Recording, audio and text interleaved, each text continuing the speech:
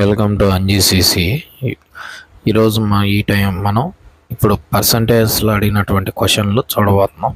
So town A had a population of 62,500 in 2022. After 1 year the population will becomes 75,000. So you have to find out the percentage increase in the population అని అన్నాడు. So ఇలాంటి క్వశ్చన్లు ఏం చేస్తారంటే first వాడు ఇచ్చినటువంటి value ఏదైతే ఉంటుందో ఆ వాల్యూ అనేటటువంటిది 100కి ఈక్వల్ చేసుకోండి.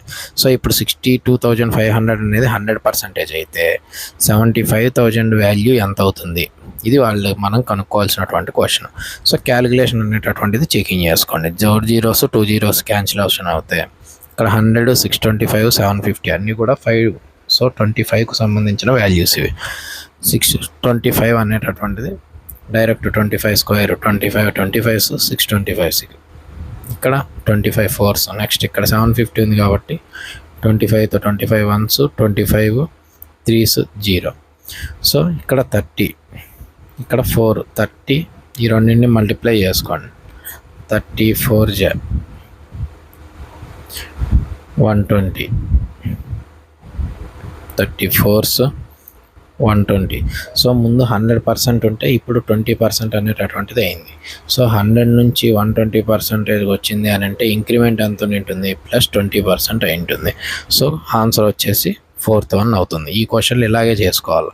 సో ఈ ప్రొసీజర్లు ఇవన్నీ కూడా చాక్లెట్ ప్రాబ్లమ్స్ అని అంటారు. ఏంటంటే ఒక చాక్లెట్ 5 రూపీస్ అయితే 15 చాక్లెట్స్ ఎంత అవుతుంది, దాంట్లో పర్సంటేజ్ చేంజ్ ఎంత వచ్చింది అనేటటువంటిది అడుగుతూ ఉంటాడు. ఈ క్వశ్చన్ ఇలాగే చేసుకోండి. నెక్స్ట్ నెక్స్ట్ క్వశ్చన్ కూడా సేమ్ మోడల్, కాకపోతే థర్డ్ క్వశ్చన్లో నెంబర్ మెన్షన్ చేశాడు.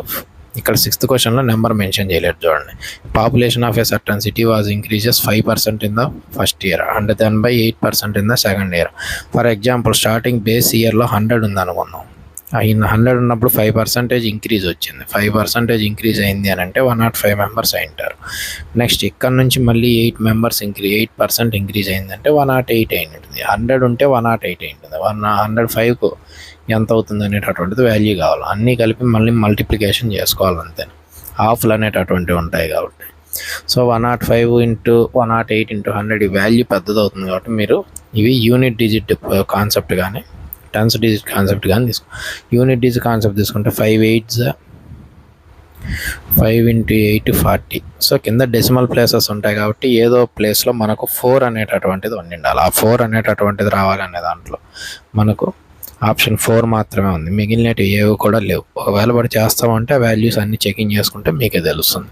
సో ఇలా క్యాలిక్యులేషన్ అనేటటువంటిది రెడ్యూస్ చేసుకోండి. మనం ఇటువంటి క్వశ్చన్లకి ఇలాగే చేసుకుంటేనే మంచిది. రాని క్వశ్చన్లకు మనకు టైం కలిసి వస్తుంది. కాంపిటేటివ్ ఎగ్జామ్స్లో ఇది ఇంపార్టెంట్. Thank you.